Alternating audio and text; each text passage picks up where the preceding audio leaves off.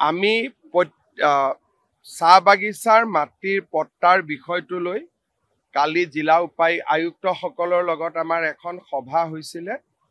প্ৰত্যেকখন বাগানত এখন 4জনীয়া কমিটি গঠন কৰা হ'ব।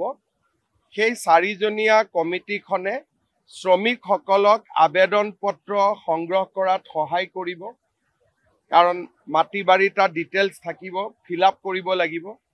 সেই কামখিনি তেওঁলোকে কৰিব আৰু ৰাজ্যপালৰ অনুমোদন পোৱাৰ লগে লগে বাগানৰ পৰা মাটিটো চৰকাৰলৈ হস্তান্তৰ কৰাৰ প্ৰক্ৰিয়াটো যাতে সম্পূৰ্ণ কৰিব পাৰি, তাৰো যাৱতীয় নিৰ্দেশ কালি আমি জিলা আয়ুক্তসকলক দিছোঁ।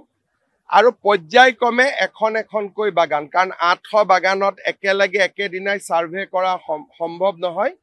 পৰ্যায়ক্ৰমে যাতে বাগানখিনি তেওঁলোকে ছাৰ্ভে কৰি এটা নিৰ্দিষ্ট সময়ৰ ভিতৰত গোটেই প্ৰক্ৰিয়াটো শেষ কৰে, তাৰ কাৰণে কালি আমি ভাল কৰি আলোচনা কৰিছোঁ। আৰু জিলা আয়ুক্তসকল কনফিডেণ্ট, তেওঁলোকে ভাবে যে তেওঁলোকে খুব সোনকালে এই মাটিৰ পট্টা দিয়াৰ কামটো শেষ কৰিব পাৰিব।